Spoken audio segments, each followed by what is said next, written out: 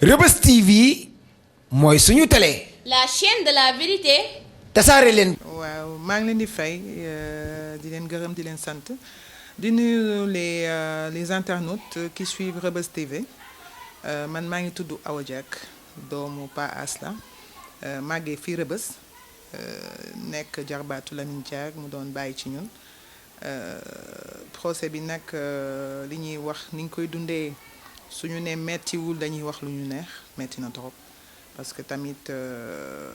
am sa baay mu nekk ci ay xat-xat nekk ci ay tolof-tolof depuis 5 ans gisoo ko xamoo ci lu mu ne parce que tamit ñàkk xam ci li mu ne mooy bañ a yeewook moom bañ ko gis bañ a dajeek moom ah loolu mu doon lu metti mais quand même ñu sante ko yàlla ndax lépp a gën dee ñu sante ko yàlla te mu mënti demee tamit on se dit que nit boo amee foi si tu as la foi tu as tout donc li ci des dañ koy bàyyi ci loxo yàlla di gën yàlla na ko yàlla def incha allah. gis nañu ne depuis 2015 ñu ko téye mun nañ toog na 5 ans yoo xam ne gis nañu njabootam ñëwul ci biir réewam Lamine Diack nekk figure emblématique yow loolu lan nga gën a jàpp ci Lamine Diack en tant que politicien en tant que aussi koo xam ne yàgg na taxawal Sénégal. Lamine Diack man comme je dis tout le temps da di bàyyi ci ñun déjà mais man c'est le côté sportif qui moom laa gën a xam ci moom dama di nit koo xam ne lijjantiwuma politique je suis complètement comme on dit je fais partie de la société civile bokkuma ci politique xawma lu ci xew lijjantiwuma ko à part qu'il ait été maire de Dakar qu'il ait été vice-président de l'Assemblée nationale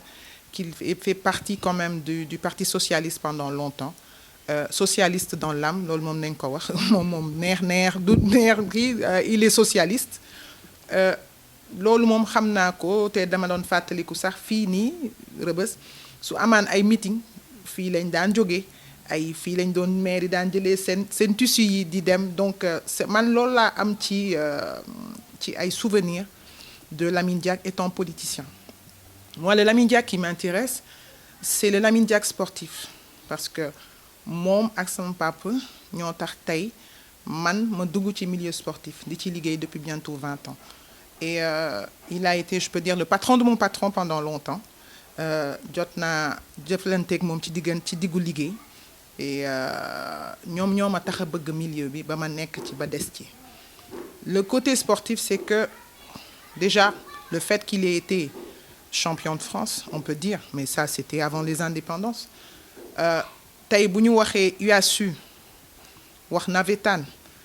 def ngeen ay reportages que j'ai vu au niveau de la Médina te ñooñu luñ ci wax sax liñ ci mën a wax te dama gis benn doomu Yaya Sané boo xamante ni ku xamul digganteem ak Lamine Diack ñun xam nañ digganteem ak Lamine Diack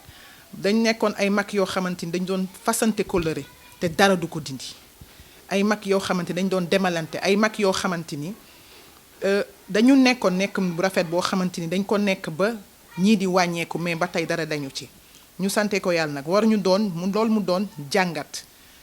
sport dafa doon quelque chose boo xam ne c'est dans le milieu associatif c'est comme ici avec le Khandalou et tout li muy véhiculer comme ay message mooy solidarité entraide humilité loolu yépp bu ko nit ñi xëy na doon jàngat xëy na lu bare dina changer ci même cette société bu ñu nga xamante ñun ñëpp nii ku ci nekk yëg nga sa bopp te xamuñu ne peut-être bu sport continuer woon yenn yi continuer woon xëy na dinañ ci jël le meilleur. Bon, Lamine Diack président de l'IDESAF depuis 99 après la mort de Primo Nebiolo dafa gaañu moom il était en ce moment vice-président. mu dem ñu def ko président et de 99 à 2015 je crois que benn yoon la am contestation au niveau de l'IDESAF mais musul am contestation il a même été élu par consensus c'est-à-dire tout le monde l'a élu donc mu doon loo xam ne c'est un message fort su doon matadi wala ñàkk gëm boppam àggoo ma ne dina fa àgg ba ñu koy fal ñeenti yoon ndax ñeenti yoon lañ ko fal devant le Congrès ñeenti yoon la fédération internationale d'athlétisme l'IDESAF quand même regroupe 203 fédérations de par le monde du lu tuuti ba ko CIO ëppee fédération yàggul ça fait même pas je crois que bu dul Brésil bii mu jaaxal ma donc figure boobu emblématique moi dans le sport man defe naa moo ma gën a attiré ci moom parce que daf ko jox ay valeurs yooyu mu def le tout pour mën ko jox ñeneen ñi mais bon peut-être aujourd'hui beaucoup est entaché parce que ce scandale là est arrivé 2015 ba tey mu metti 2015 ba tey il ne comprend pas personne ne comprend mais ku lal tamit bu yàlla lalee nga lal. gis nañu mu nekk africain nekk noir ñoo ci biir tubaab bi imposé te xam nañu ne dégg nañu nit ku amoon caractère la nit ku weex musu koo yab yow vous avez eu à travailler parce que nekkoon na sa patron alors côté professionnel bi comment était Lamine Diack. très dur très très dur Lamine Diack du maye dara ñun moom duñu may dara facilement il te dit c'est pas bon vous me recommencez ça donc daanul maye dara te musul maye dara il a toujours été comme ça c'est quelqu'un boo xamante ni liggéeyam mus ko fowee da ko gëm di ko doxalee ni mu ko war a doxalee lu tax tey peut-être problème bi yegg si fii bu ñu xoolee par exemple ki andi histoire bi mu ngi tudd benn canadien la bu tudd Dick Pound dafa am problème Lamine Diack yàgg na depuis CIO ndax ñaari yoon dafa bëggoon bokk ci conseil exécutif CIO mais chaque fois dafa soxla woon vote Afrique mais saa bu ñëwee gis Lamine Diack ne ko duñ la voteel ndax ñëpp xamoon ne raciste lañ parce que le scandale de Salt Lake City bi amoon CIO te ñu dàqoon ñu bare te nga xam ne ay africains yi kese lañ dàqoon Dick Pound moo ko defoon Dick Pound boobu moo nekk tey président AMA bi yóbbu Lamine Diack nii ne devant au procès donc mu nekk nit koo xamante ni c'est le doyen d'âge du CIO moom mais musul ba tey mënul dugg ci conseil bu mag bi parce que ñëpp xam nañ ne xol bi baaxul donc plusieurs fois il a essayé à chaque fois il essuyait le refus de Lamine Diack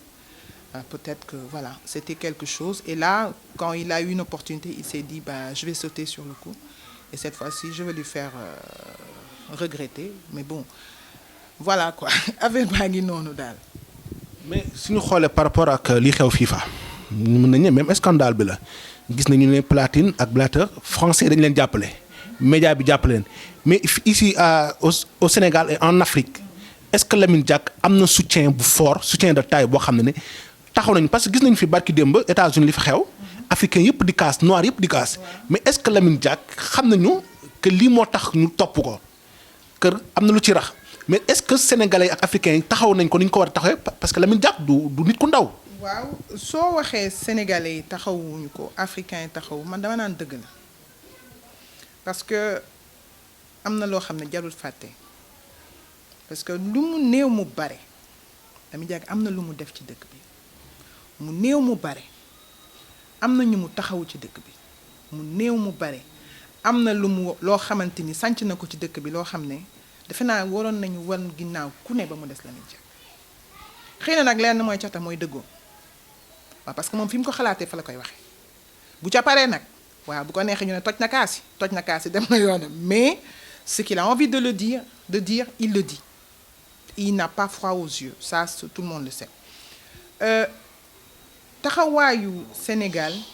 dafa ambigu parce que finalement yow ci sa bopp da ngay toog benn instant nga ne ko ñii lan moo xew ndax dafa am leneen lu làqu ci ginnaaw xeex bi ñuy xeex paa bi du ñu yëgul parce que mag bu toll ne moom 87 ans je crois que ku ko ñaanalu doo ko xeex ku ko ñaanalu mu dellu ci njabootam doo ko xeex il y a eu un laisser-aller partout le mouvement sportif aujourd'hui on les voit pas j'ose le dire man damay daje ak ay nit yoo xamante ni dañ daan daje ci sport bi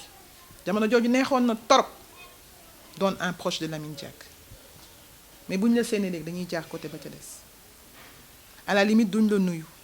mais pour moi ça me dérange pas amul problème ku nekk sa xel fi mu toll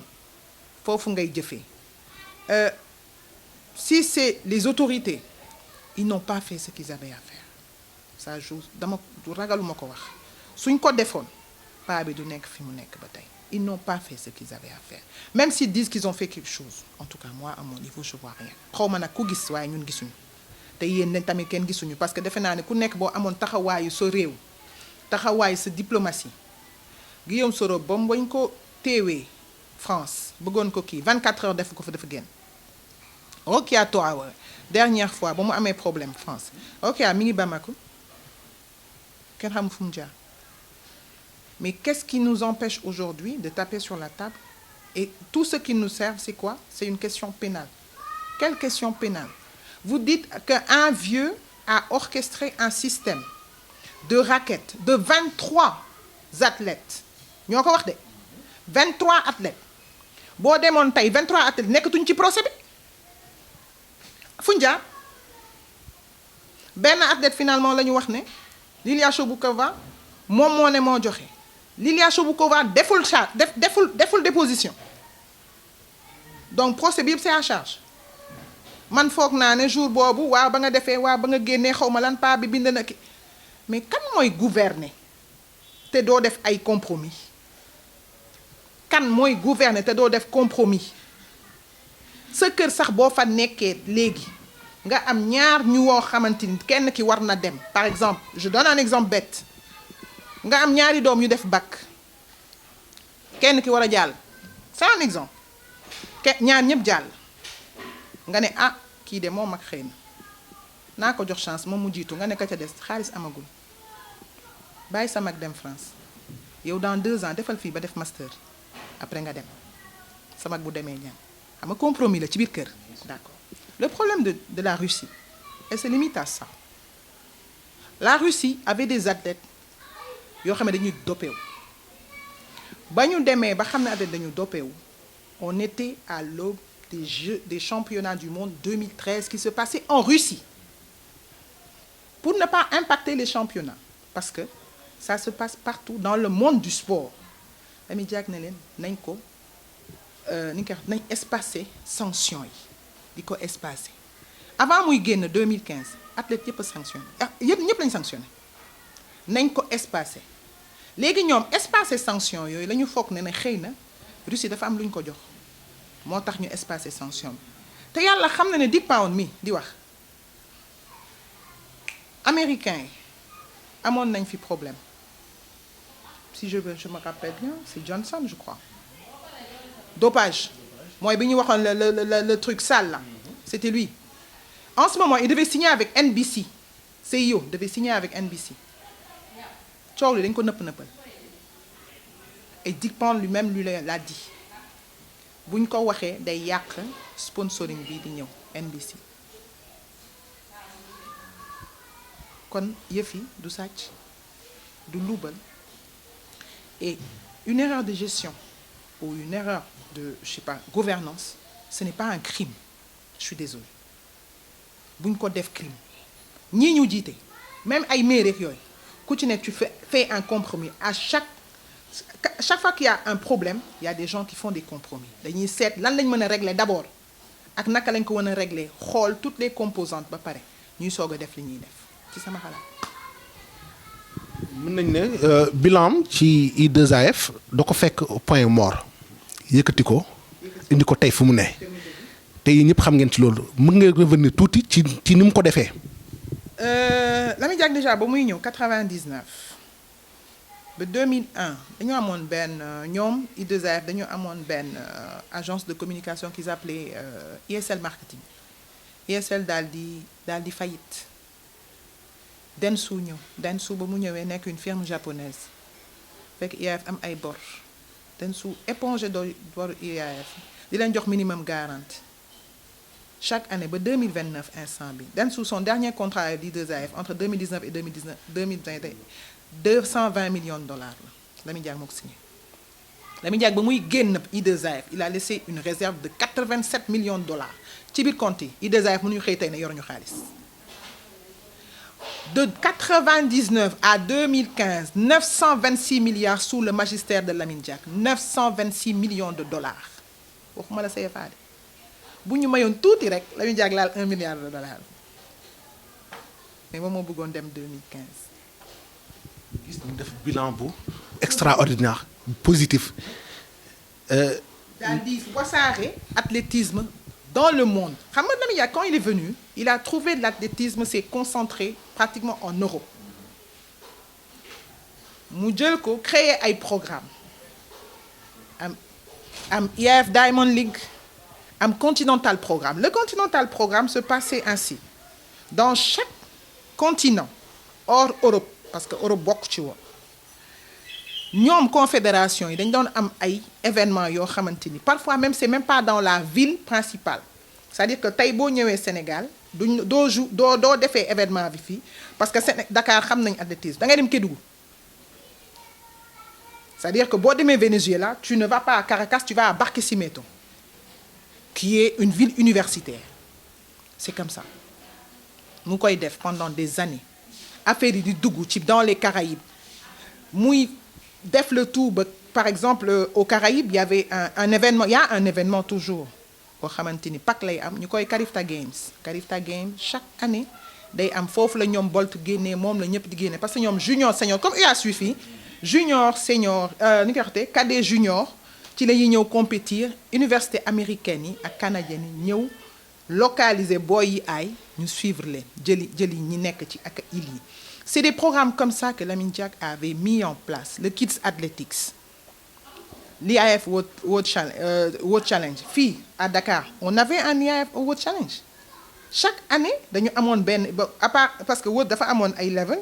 soo jógee World Challenge Diamond League nga jëm. Mais on l'a perdu. L'Afrique a perdu pratiquement tous ses meetings. Jëlaat nañ meeting yëpp pratiquement delloo ko waat Europe jëlaat nañ seen yëf daal maanaam yëf yi daal noonu la demee. est-ce que tey li dal Lamine Diack dina tax africain amaat fit bëgg a yootu yenn institution yi fii ci monde bi.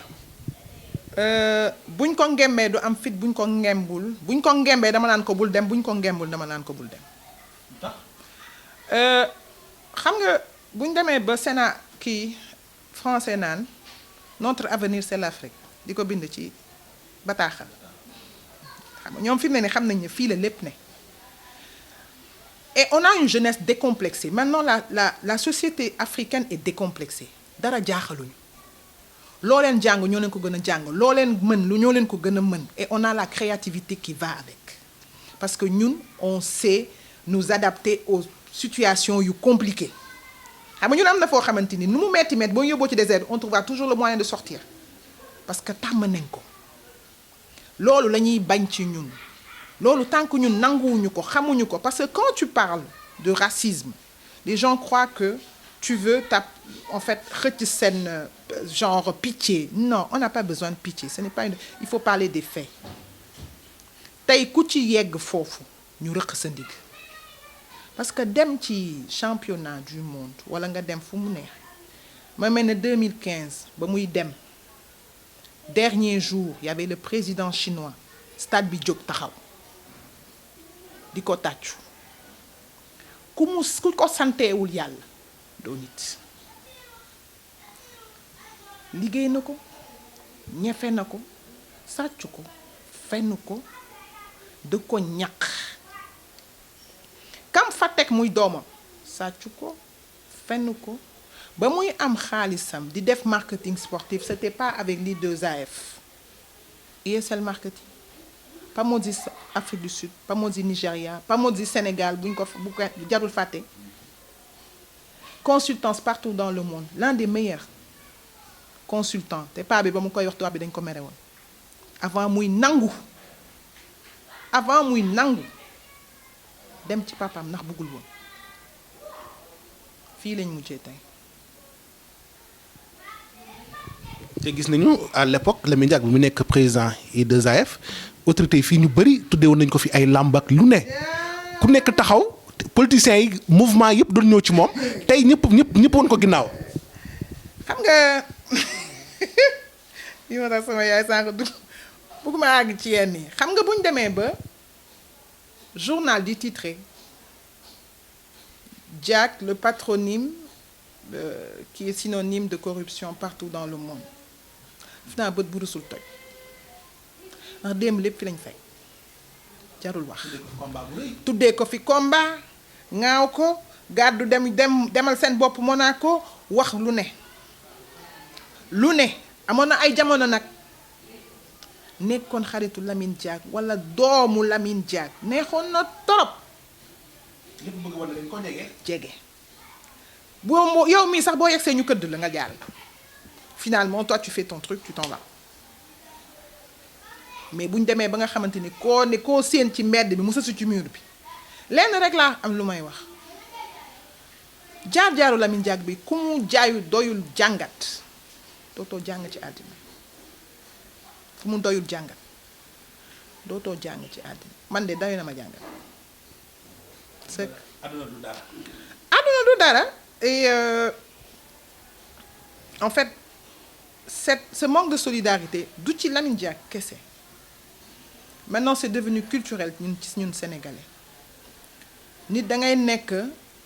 ci jàmm nga gis dafay am ni sax ci xaritoo sax nga ne ci tolof tolof doo gis kenn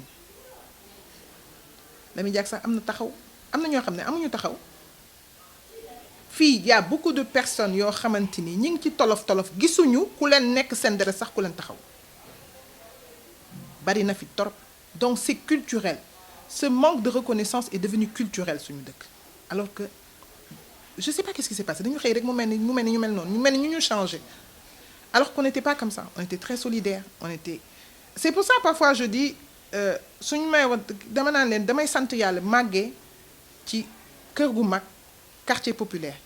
parce que dalay jàngal solidarité dalay jàngal mën a dëkk fu ne mën a dëkk ku ne mën a muñal nit lu ne donc je sais pas franchement. gis nañ fi am na benn collectif bu taxawoon collectif soutien à Lamine Diack collectif boobu fu mu toll nii ñoom fu mu mujjee yaa ngi leen di dégg wala. waaw je crois qu'ils sont là ñi ngi fi ba tey de ñi ngi fi ba tey man nag xamaluma leen lu bari franchement duma ko kii dem naa nag à l'heure et wax dëgg naa ñi ngi xeex mais comme je vous ai dit tout à l'heure on a perdu la bataille de l'opinion. On aurait dû parler dès le début histoire ba mu commencé suñu ay waajur yu góor yi comme ñoom bëgguñu coow dañu nañu bàyyi leen wax ci yàlla dina àtte yàlla mais def naa yenn yi sax mujj bi ñàkk fayda sax boo duggee ci yenn ñu lay bàyyi nga naan ko yàlla fen dafa di loo xamante ni dañ koy tabax mu mel ni pyramide sooy bàyyi ñuy jal day gën a dëgër ngay bàyyi muy jal muy gën a dëgër ba pyramide bi sut la bu la sutee dootoo ci mën dara boobaa nag suñu borom rek mooy mën a toj pyramide boobu te yàlla na ci yàlla boo def barke. tey soo amoon tey benn message booy lancé chef de l'État Macky Sall loo koy wax. Macky Sall de toute façon il est ce qu'il est na bàyyi xel ne Sénégal bu France nous ne sommes pas la préfecture de la France ça je le dis en tant qu'activiste. léegi nag en tant que kii de Lamine Diack na jëli doomu Sénégal bi na ko jëli na ko delloo si de toute façon le procès est déjà là on a le délibéré en septembre inch'Allah ak nu mu mënti demee doomu Sénégal te def naa ne am na lu baaree lu ma fi def man de ku ma gërëmul bu may dund bu ma dee boo ma gërëmee dama lay ante de man moom du ma bàyyi mu sedd. du ñu wax ci côté professionnel te ñëw un peu ci Lamine Diack en tant que père de famille. Lamine Diack je veux dire en tant que père de famille c'est un excellent père de famille son seul truc c'est que il n'a pas été là pour ses enfants il a ndeysaan damay wax tout le temps tu sais tout ce qui est politicien et autres quand tu as certaines responsabilités da ngay am tendance di entre parenthèses sa vie de famille pour les autres et c'est ça qui fait mal en fait quand tu vois li la nit di fayee parce que tey sacrifice yi nga def moo tax en fait loo tax ma ne la jàngat la ci àdduna parce que doo am jotu say doom di nga leen mettre dans les conditions et tout mais est-ce que amoon nga jot bi nga bëggoon am ndeysaan mu bëggoon nag da ko doon wax nee naa ko dernière fois bu ma ko mosoon jot dama ne ko sa catu retraite moo la dal quand je vais prendre ma retraite loo ko waxoon ndeysaan mu yoxu retraite ah non ba une fois ñu nekkoon Martinique mu ne ma ci ñu dugg ci musée Aimé Césaire bureau Aimé Césaire et tout doon xool après mu ne ma ah non ça il faut que ñu kii ko jël petit-fils yi dajale xale yi il faut que ñu def benn voyage boo xam ne dañuy ànd ak xale yi ay dem wan leen kan mooy Kwame Nkrumah des trucs comme ça ñu andi leen fii Martinique ma ne ko ah ça serait très bien et après lii am et je lui disais tout le temps yow de sa catu retraite bi nga doon wax sama retraite bi su ma xëyee damay dem Rebeuss toog. nañ ne l'émission tire à sa fin dañuy bàyyi Awa Diack rek mu tàggatoo en plus lancer benn message papam di Lamine Diack. waaw maa ngi leen di gërëm franchement de m'avoir donné l'opportunité waxtaan ak yéen kontaan nañ trop xam nga moom ñun dañoo fier suñu quartier ba nga xamante ni quand on voit Rebeuss TV venir nous interviewer ça fait plaisir. Bon, Lamine Diack, je lui dirais citoyen, comme il aime bien nous appeler comme ça. Ouais, mais citoyen, jàppal rek xam nañ guerrier nga doo mës a bàyyi mosoo bàyyi te loolu sax nga ñu jàngul amul bàyyi on t'attend incha allah asiko yi dégg naa yëpp pare na dañuy kii dañuy tëggee AIBD ba fii xam naa bëggoo coow mais fa noo def ñu tëggal la asiko parce que mooy saral sa xol. Je te souhaite tout le bonheur du monde yàlla na la yàlla defal jàmm merci. Rebeuss TV mooy suñu télé. La chaîne de la vérité. tasaare leen.